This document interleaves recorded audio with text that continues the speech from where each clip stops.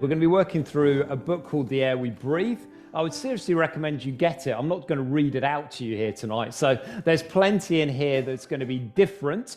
And also, if you're not a reader, and not everybody is, then there are some amazing videos on YouTube where Glen summarizes these chapters. I'm going to show you one in a minute, but various podcasts and other things on the Speak Life website. So go to Speak Life or type in The Air We Breathe by Glen Scrivener.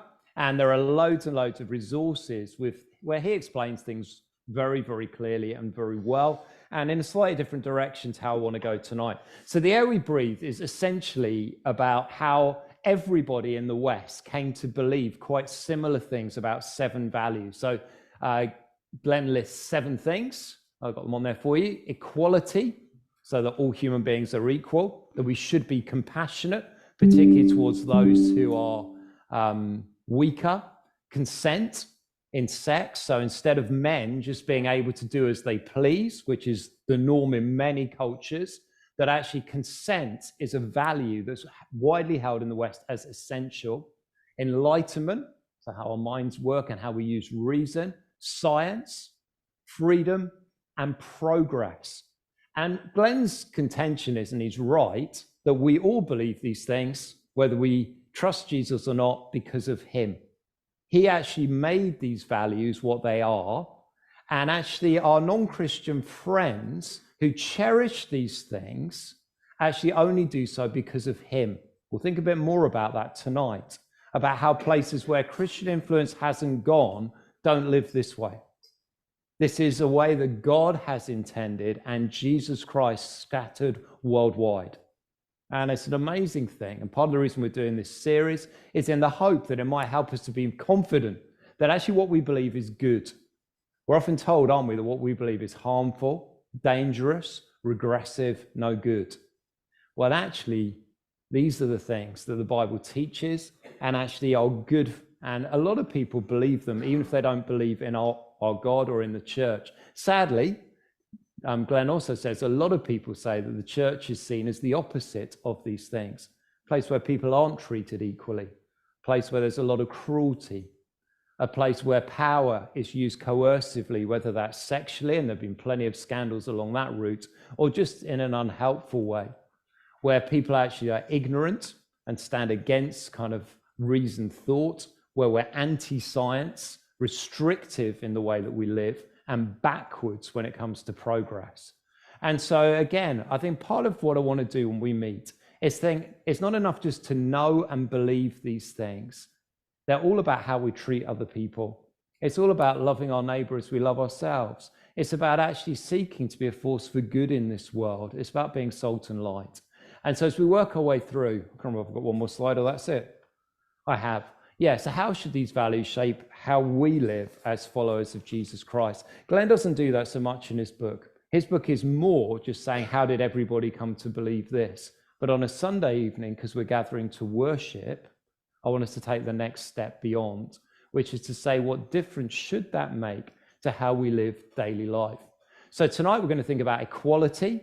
Why is it that most people believe that everyone is equal around us? Because most people do. They're very against, aren't they, any form of sexism or racism or people being treated in a way that they perceive as unequal. Where did that come from? And how can that help us as we follow Christ? So that's tonight. Luke, we've got an introductory video, which again, I think will help us to see why Glen wrote this book and why it might be helpful to us. Sally is a rational person who could never make a leap of faith like Robbie up there. Look at Robbie. He's a faith head, floating around, unsupported by anything. No, Sally simply goes by the evidence and the assured findings of science and reason. I mean, obviously Sally believes that all people are equal. That's just normal. And that society must protect its weakest members, obviously. She is certain that consent is essential to sex, and that education, not coercion, is the path to enlightenment. She trusts science and what it can deliver the world. She is certain that all people should be free, and she's concerned to reform the evils of yesterday as we progress to a brighter tomorrow. Oh, hey Robbie, what are you doing down here? That's right. Sally is a believer. Because none of these morals, assumptions, or deep intuitions are the result of logic or scientific experiments. You can't prove equality, compassion, consent, or any of these values that we live by every day. We believe in these values. We stake our lives on them. But they're not the kinds of things you can deduce logically or demonstrate scientifically. It turns out that Sally is a believer. She doesn't need to make a leap of faith. She's already living at a great height. Day by day, minute by minute, she assumes any number of values that cannot be proven with mathematical certainty. The solid ground she thinks she's standing on is not the ground of simple logic or reason. Actually, the values she lives by are founded on something else, something she might not have considered. And without that foundation, the values she lives by don't really make sense.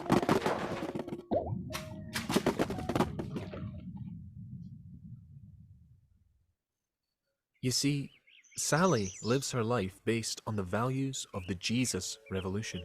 She doesn't know that's where her values have come from. She's never been to church. She's never read the Bible for herself. But she's grown up in a culture built by Jesus and the values he has injected into the world.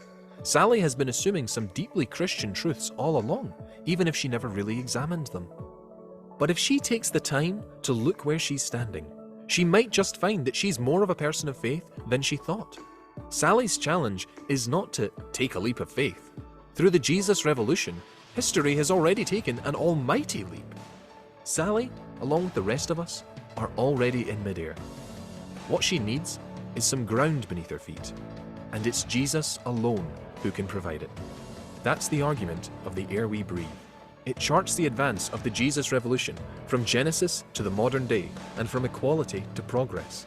It's for the Robbies of the world, who are happy to be known as believers. And it's for the Sallys too, for those who thought that they were incapable of faith. It turns out that through Jesus and the growth of his movement, beliefs are far more common than we think. They are the air we breathe. There we are. So that's what we'll be thinking about on these Sunday evenings, one belief at a time, beginning tonight with equality. And our basis for equality goes right the way back to Genesis and to Genesis chapter 1, a God who made the world and made all of us in his image. So if you want to open your Bibles, you can. I've got a cast of thousands. I've got a cast of 7. So if my cast of 7 want to come to the front, that would be helpful. They're each going to read a day of creation. Julian, you can stay where you are. Julian's going to read day 7 for us, and I'll bring the microphone to Julian when he needs it. In the beginning, God created the heavens and the earth. Now the earth was formless and empty. Darkness was over the surface of the deep, and the Spirit of God was hovering over the waters. And God said, "Let there be light." And there was light. God saw that the light was good, and he separated the light from the darkness. God called the light day, and the darkness he called night. And there was evening, and there was morning, the first day. And God said, "Let there be a vault between the waters to separate water from water." So God made the vault and separated the water under the vault from the water above it. And it was so. God called the vault sky, and there was evening and there was morning, the second day. And God said, "Let the water under the sky be gathered to one place, and let dry ground appear." And it was so. God called the dry ground land, and the gathered waters he called seas. And God saw that it was good. Then God said, "Let the land produce vegetation, seed-bearing plants, and trees on the land that bear fruit with seed in it, according to their various kinds." And it was so. The land produced vegetation, plants bearing seed according to their kinds, and trees bearing fruit with seed in it according to their kinds. And God saw that it was good. And there was morning, and there was evening, and there was morning, the third day. And God said, "Let there be lights in the vault of the sky to separate the day from the night, and let them serve as signs to mark sacred times and days and years, and let them be lights in the vault of the sky to give light on the earth. And it was so. God made two great lights, the greater light to govern the day, and the lesser light to govern the night. He also made the stars. God set them in the vault of the sky to give light on the earth, to govern the day and the night, and to separate light from darkness. And God saw that it was good. And there was evening, and there was morning, the fourth day. And God said, "Let the water teem with living creatures, and let birds fly above the earth across the vault of the sky." So God created the great creatures of the sea, and every living thing with which the water teems and that moves about in it, according to their kinds, and every winged bird according to its kind. And God saw that it was good. God blessed them and said, "Be fruitful and increase in number, and fill the water in the seas, and let the birds increase on the earth." And there was evening, and there was morning, the fifth day. And God said, "Let the land produce living creatures according to their kinds, the livestock, the creatures that move along the ground, and the wild animals, each according to its kind." And it was so.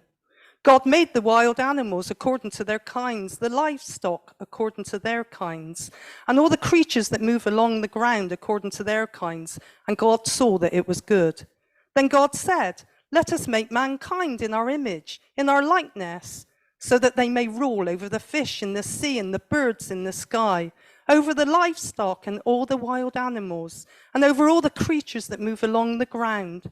So God created mankind in his own image. In the image of God he created them.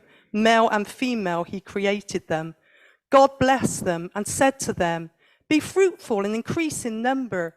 Fill the earth and subdue it. Rule over the fish in the sea and the birds in the sky and over every living creature that moves on the ground." Then God said, "I give you every seed-bearing plant on the face of the whole earth, and every tree that has fruit with seed in it. They will be yours for food. And to all the beasts on the earth, and all the birds in the sky, and all the creatures that move along the ground, everything that has the breath of life in it, I give every green plant for food." And it was so. God saw that all he had made, and it was very good. And there was evening, and there was morning, the sixth day.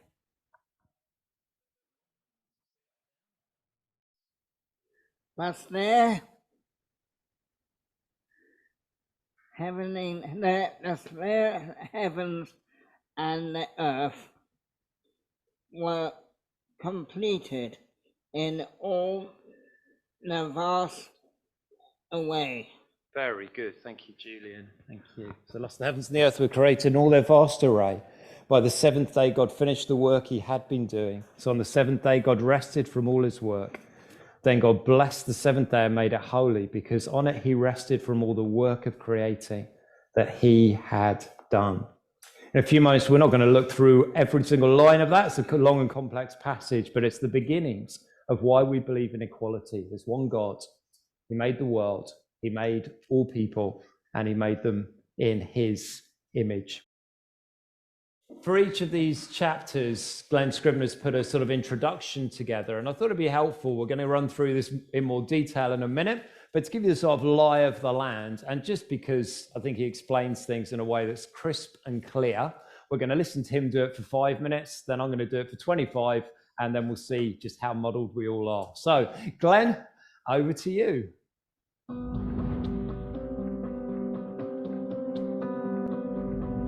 Nowadays, we tend to think that every individual on planet Earth has an equal moral dignity. No one is better than another human being just because they have more money or more strength, that they're more economically productive, that they're more intelligent.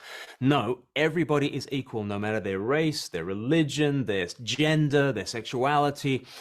All are equal. Do you believe that? I believe that. And yet, most people on planet Earth have not believed that. In pre-Christian and non-Christian cultures, equality has seemed a kind of a nuts idea. If you went to one of the great Greek philosophers like Plato or Aristotle and you asked them, are people equal? They would say, well, obviously not. Everything about the natural world tells you that people are not equal. You take any two people and you judge them according to any one metric, and you will find that this one is smarter than that one, and this one is stronger than that one, and this one is more economically viable than that one, and this one has a higher social status than that one. And if you said to Plato, yeah, but they're actually equal, Plato would say, well, no, I've just told you. This guy is stronger, this guy is smarter, this guy is more economically viable, this guy is from a higher social strata. Of course this guy is better. Of course this guy is worse. Of course this guy has a higher moral value than this guy. It was absolutely obvious to those in the ancient world that people were incredibly different. And if a Christian comes along and manages to have a conversation with a Plato, Plato just says, where is this magical realm that you believe in which equality exists? And yet nowadays we tend to think that all people are equal. Where have we got that idea from? Well, in the book, I go back to Genesis chapter 1 and I start to talk about the image of God. So humanity in the Bible are made as king and queen of all creation, male and female, made in the image of God and made to have dominion over the world. It's a stunning picture. When all the ancient Near Eastern myths are about squabbling deities who make humanity to slave, the Bible begins by saying humanity is especially blessed by God in order to rule. It's God's world, but he puts male and female together, equal, together with dominion over the world, together in the image of God. There is a profound dignity and worth and equality to human persons. And then, of course, Jesus Christ comes as the image of God, as the second Adam to stand on the earth, blessed by heaven, having dominion over the earth. And here is the God-man, right, who gives a profound and eternal dignity to humanity. Humanity is so blessed within the Bible that God makes us in his image, and then God the Son becomes one of us forevermore. You could not have a firmer or more enduring foundation for human value, human dignity, and human equality. In the ancient world, though, this was thought to be absolutely a nonsense. So Celsus was a 2nd century enemy of the church and a great critic of Christianity. He said there is a radical error at the heart of the Bible. And the radical error at the heart of the Bible is that it is far too humanitarian. It is far too anthropocentric, far too human-centered. He said, the Jews with the Old Testament have this doctrine that God so blesses humanity, he makes them in his image. And then Christians compound the error and says God not only blesses man uniquely, God becomes man uniquely. We have in the Bible this unique grounding for the inviolable, equal dignity of all human beings. Without the Bible's picture, we walk away into the land of Plato and Aristotle and Celsus, and we have to start thinking you're better and you're worse. But with Jesus, we have a grounding for our dearest intuition. We really are equal. If you want to think more deeply, then there are questions in the book, and there are loads of questions that Glen raises on the videos. So how do we all come to believe in equality? How did that happen? When the Americans were breaking away from us a few years ago, they wrote this statement on their preamble to their declaration of their independence from our country. And they said these: we hold these truths to be self-evident, that all men are created equal, that they're endowed by their Creator with certain unalienable rights, that among these are life, liberty, and the pursuit of happiness. The thing was, it was only self-evident to those people because they'd had more than 1,000 years of Christian history before they set sail to set up a new country, which was based upon Christian values. I guess today, a lot of people would rewrite it and simplify it just like this: we hold these truths to be self-evident, that all people are equal, and take it from there. They would take God out of the equation. They would take creation out of the equation. But they still want to hold on to the fact that we are all equal, equally valuable. But that isn't the case. I mean, Glen Scrivener mentions the ancient world, the Greek philosophers that he mentions, like Plato and Aristotle. But we don't have to go that far back to see people don't always believe the same things. I don't think anyone here tonight is old enough to remember the Second World War. I was with someone this week who's turning 100 on June the 19th, and she does remember the Second World War, but there aren't many of us that do now. And a lot of you will know from your history lessons, from people like me who used to teach that subject, that Hitler believed very clearly in some races being better than others and others being inferior to others. And actually, he was able to briefly persuade a generation of people, not just in Germany, but in other parts of the world, including our own country, where there was a strong movement that believed he was right, that actually some races were better than others.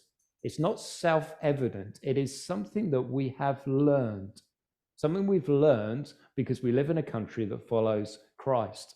You don't even have to go back in history to find people that don't believe that to be true. If you went to India, and I know some of you have been, then you would go to a country where it is not self-evident that people are equal at all.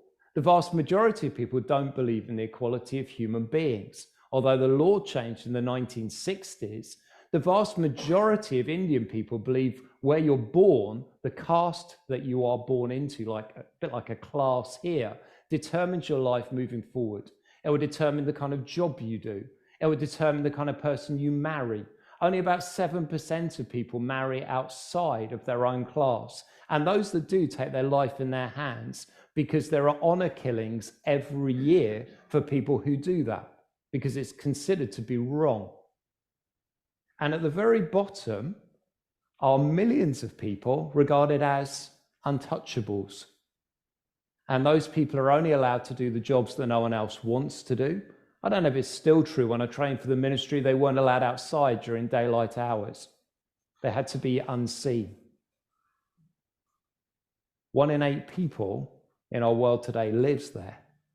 It's not self-evident that all people are created equal. And so why is this so prevalent in our culture? Well, 3 things I want us to think very briefly about tonight is this. Firstly, what are the foundations of our belief in equality? Secondly, what happens when we fail to live out our belief in equality? Let's not look at the world, let's look at us. And then Jesus, fully living out how to love people equally. We follow the only one who always got this right, and he calls us to follow him. So let's have a look at the first one, the foundations of our belief in equality. If you've got your Bibles there, turn back to Genesis 1. We're not going to do everything in this passage because we'd be here for a very long time, but there's a few things I want to say about Genesis chapter 1. We tend to come to this, I think, thinking about evolution. If you don't, you're an odd person, because we live in a culture where it's often set as evolution on the one hand and there's this chapter on another, and it's not clear how they fit together. But it was never written to deal with the question of evolution. It's not to say it's not got anything to say about that. This was written down about 1,500 BC to explain to the people of Israel who had come out of Egypt where they came from and how they were different to all the other nations around who didn't worship the true and living God. That's where it began. And it's full of surprises if you read it that way. In the beginning, God. Now, if you'd read that to anyone who wasn't Jewish, to an Egyptian, for example, that in itself would have you falling off your chair. What do you mean God, singular? What do you mean one? There's thousands of them. We can show you. There's different ones for different things. No. A Jewish friend would have to say there's one God, and he made everything. Absolutely everything. And so that would have surprised them. And what they would have expected next is some sort of war, some sort of conflict where this God is opposed and he has to win and have his way. And verse 2 seems to set us up for that.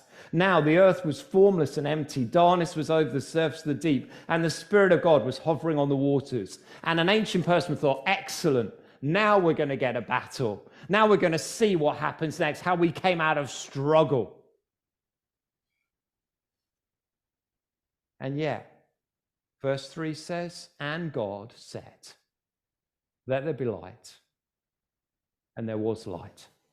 There's no war, there's no conflict, there's no struggle, there's no opposition against this God. He speaks and his word is powerful. He speaks, and what he says comes to be, unopposed. He alone is God with the power and authority to do these things. And that begins a very beautiful pattern for the whole of creation. God speaks, it happens. There's evening, there's morning, and it's good, and it's beautiful, and it's wonderful. But the pinnacle of it is the bit that Karen read for us on day 6. Jump down to verse 26. We've had the world made. The first 3 days in a way, like God was a master painter of the background, and then he fills in the foreground on days 4, 5, and 6. And day 6 then pinnacles with the creation of humanity. It says here, then God said, let us make mankind in our image, in our likeness, so they may rule over the fish in the sea and the birds in the sky and over the livestock and all the wild animals and over all the creatures that move along the ground. So God created mankind in his image. In the image of God, he created them. Male and female, he created them. God blessed them and said to them, be fruitful and increase in number, fill the earth and subdue it, rule over the fish in the sea and the birds in the sky and over every living creature that moves on the ground. God makes people in his image. In the ancient world, if a ruler ruled a kingdom, he would often put up statues, images, to show that when he wasn't there, it was still his. If you've been to places like ancient Egypt, and you've seen lots of statues of pharaohs, that's kind of what they're doing. This is my land, my space. I rule here. And God, in an incredible way, made men and women his image bearers. Not so much by what we do as just being made by him. I think that is a stunning thing because it gives dignity to every single human being we will ever meet or ever see. As I've been preparing this week, I've realized just how wrong I get this. This is confession time. I don't know if you're like me, but the kind of things that provoke my heart to worship are not meeting another human being, not often. So I might be moved to worship if I stand in front of a mountain, or if I see a glorious sunset, or if I'm by the sea and I'm just watching the waves pounding. That moves my heart. I might go into our garden and see a beautiful flower, and I'm just amazed at the beauty of it. Sometimes I walk down the rise and we just thank God for different colors. What I realized this week I very rarely do is stop and think the person I just met is made in the image of God. I couldn't actually remember the last time. I think it may be when I held a child at a Thanksgiving. That might be the one moment that my heart moves in that direction. Now, it might be for you. This is a common thing. Of course, now you're well behind the curve on this. But when was the last time, can I ask you seriously, that you thought, that you consciously brought to the front of your mind, this person I'm engaging with right now is made in the image of God? You see, I think it affects two things. I think it affects profoundly the way we treat other people, particularly people who are different to us, people we might by nature struggle with for whatever reason. But here's the bigger deal. I think it diminishes our worship of God. What does it say if Neil stands in front of a mountain or walks down the rise and says, thank you, Lord, for yellow and pink. I'm particularly impressed with them today for reasons I don't understand. And then I go into the shop and I see Shafak and Ruby and Tracy, Mike. And they're just there to do a job for me. And my heart doesn't stop and ever think that person is made in the image of God. What an incredible thing that is. We need to take what the psalmist says about being fearfully and wonderfully made, and we need to slow down sometimes to think that's not just about me. That is actually about all 8 billion of us on planet Earth. I think this is speculative. I think one of the biggest differences in new creation is we won't be in a rush. One of the reasons we don't do that is because we're on to the next thing and we're always permanently moving. I think in new creation, we'll just slow down And we'll realize that the glory of the Lord covers the earth as the waters cover the sea in a way that we just never saw before. Can I ask you to do something tomorrow? Just at one point in your day, at least for one other person, best if it's someone you don't like. Best. That doesn't have to be. Just slow down and think to yourself, this person opposite me right now is made in the image of God, stamped through with the image of their creator. Can you imagine how different your day will be tomorrow if at one point you stop and do that? I guarantee it will change the way you see that person, and I guarantee it will move your heart to worship. That'll be a moment, wouldn't it? So our foundation is all based on those words, that God created humanity in his image, and we all only find our humanity in relationship with him. I only want to make one other point from this passage here tonight. So when God talks to, when God is speaking about the animals or other things producing, God does not speak to them. He simply says that he blessed them, not that he spoke to them. So in verse 22 of Genesis chapter 1, it says, God blessed them, talking about living creatures, and said, be fruitful and increase in number. But when it comes to humanity, look at verse 28. God blessed them and said to them. That difference is massive, because what it means is actually our relationship with God is paramount to who we are. Every human being was not only created in the image of God, but to have a relationship with the God who made them. And those things are foundational, I think. And it's not just pre-fall. You might be thinking, well, this stuff in Genesis 1 there was before sin entered the world. And actually now it's a broken image. And yet after the flood, God repeats these words. And he says, and from each human being too, I'll demand accounting for the life of another human being. Whoever sheds blood, by humans should their blood be shed. For in the image of God has God made mankind. So it's not just that when we were perfect in Eden, before Adam and Eve fell, every single human being we meet, still after the fall, is made in the image of God. What happens when we fail to live this out? That's the second thing. And largely, this is the story of Israel and the story, I think, also of the Church of Jesus Christ, sadly. On my sabbatical, I read a book by Paul David Tripp called Reactivity, about how we all got so angry. One of the chapters there is on human dignity. Here's a quote from it that hit me between the eyes when I read it. It says, let us make man in our image. Oh no, have I got that wrong? It should say, when we forget, let us make man in our image, we treat people as less than image bearers. When we forget, let us make man in our image, we treat people as less than image bearers. We get mad when a person is in our way, as if he's more an object than a person. We treat people as problems to be solved, not as those who bear God's likeness. We see people as vehicles of our success and not those who bear God's image. We separate ourselves from people because they are different, and in doing so, deny the dignity we share. We let race, gender, social class, political views, religion, and a host of other things determine who we think people are and how they should be treated. Those things become too important to us, and they affect the way that we treat other people. Really, I think that goes back to the fall. Do you remember Adam and Eve were in the garden? They disobeyed God, and their relationships were immediately fractured with him, with the planet, and with one another. And about their relationship, God says to Eve in Genesis chapter 3, verse 16, your desire will be for your husband, not in a good way, but in a way of wanting to kind of be a rival for him.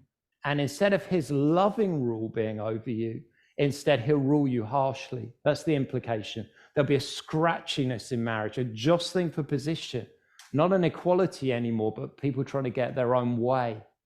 And Genesis then unfolds that story in chapters 10 and 11 after the flood, talks about the rise of different nations and then the Tower of Babel as people separate according to language.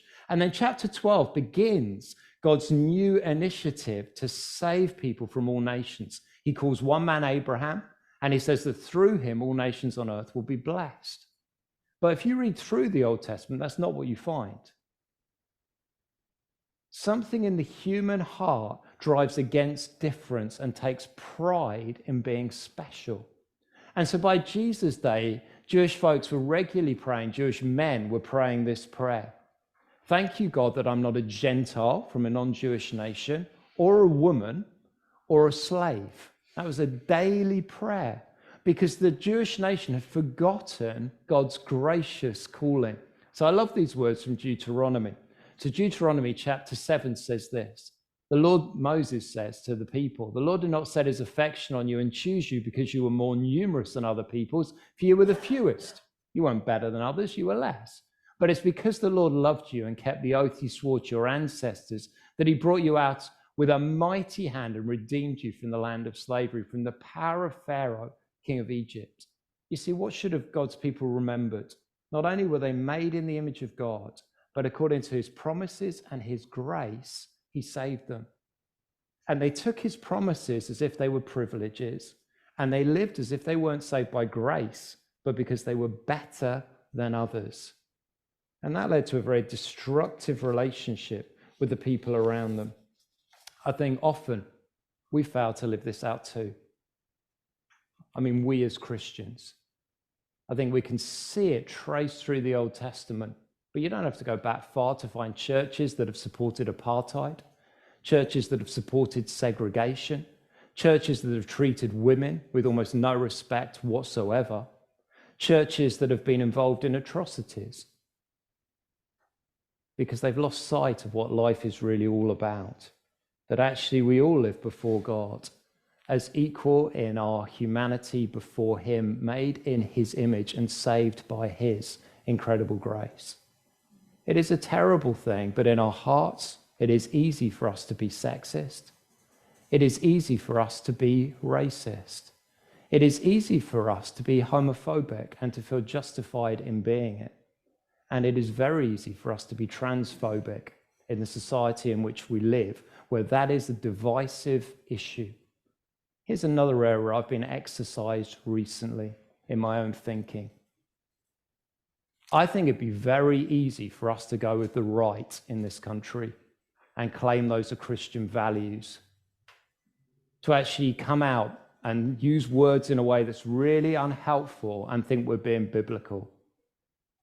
Here's a word I think that's worth avoiding as Christians. It's the word woke. We tend to say it sneering. We tend to say it in a way, I think, that is profoundly unhelpful if we're actually going to connect with people. If we're asked our opinion, that's one thing, but I think we can quickly find ourselves standing up for things that are true but unkind. Does that make sense? I see it in my own heart. I struggle to relate kindly to trans people. I find it easier to judge, easier to kind of see the foolishness. And then I think about Jesus, and I think he's nothing like me in the way that he treats people as outsiders.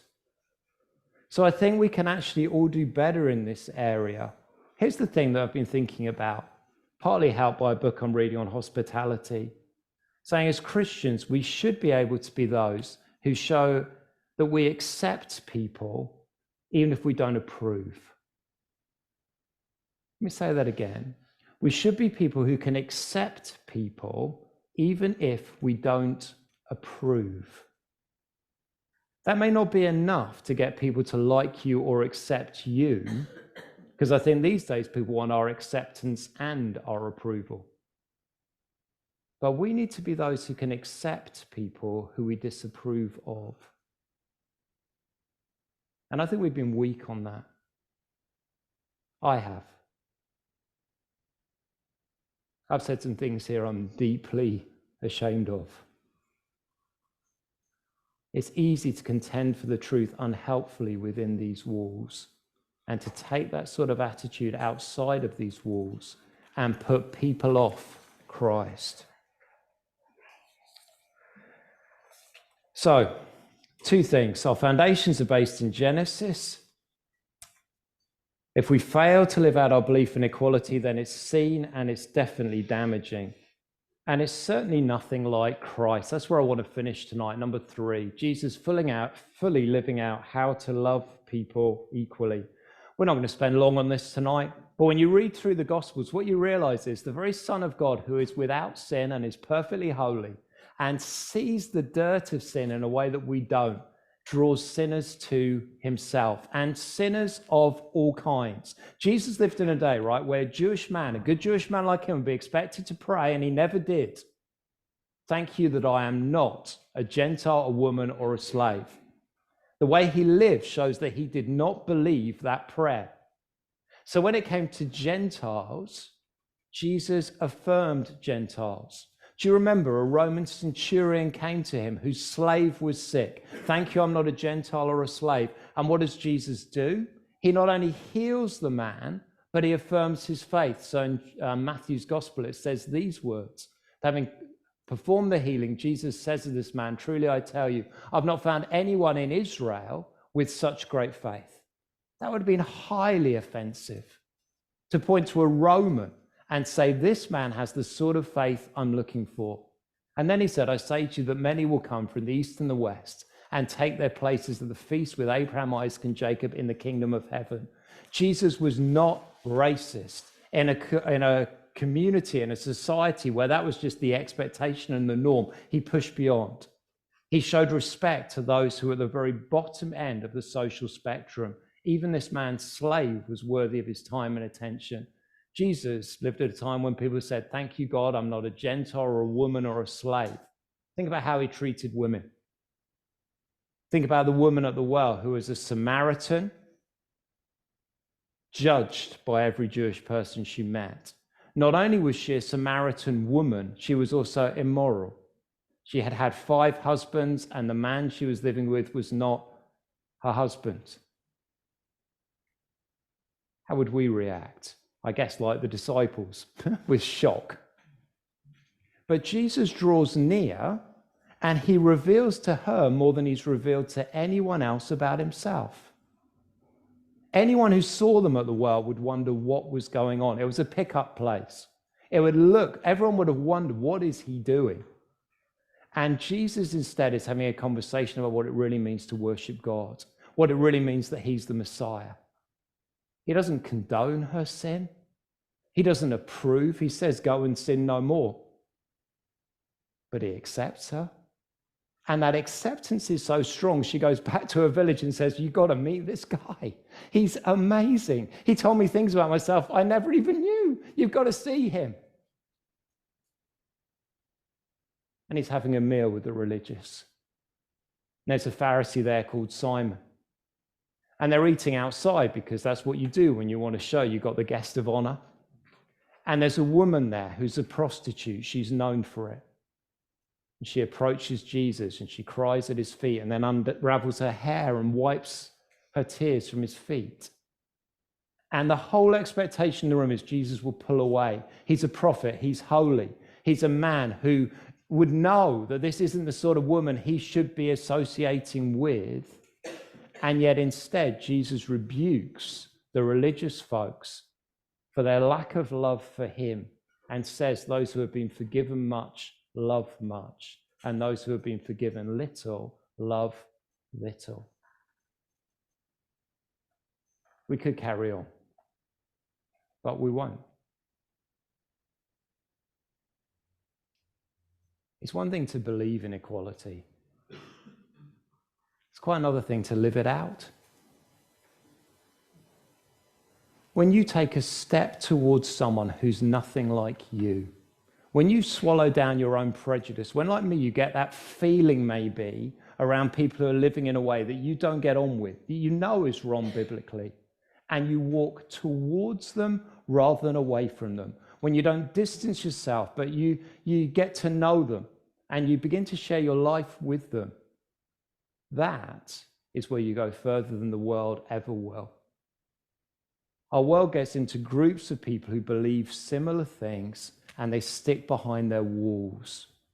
There's a danger as our society gets more hostile that we'll build bigger walls and bigger fences, and we'll all nod during the sermon and go out and not live any differently to the world around us. But if we really believe in what Jesus believed in, if we really believe that the whole of humanity is made in the image of God, no matter how confused and how broken, no matter how much they're swallowing the lies of society around us, if we go out to love as he loved, brothers and sisters, your life will make a difference for all eternity because he will be with you. Let me pray. Father God, this is a deep and difficult topic. Lord, I want to pray your forgiveness upon me and upon any of my brothers and sisters who know, whether we've said or nothing but have just thought it, that in our heart of hearts, we've treated people as less than made in the image of God. We've reacted to their sin, or we've reacted to something else within them that's not even sinful, just different, in a way that shows that we're proud and foolish. And Lord, we pray, fill us with your love. Help us to remember how much you have loved us and to treat others with the dignity that your word says that we should, because they are made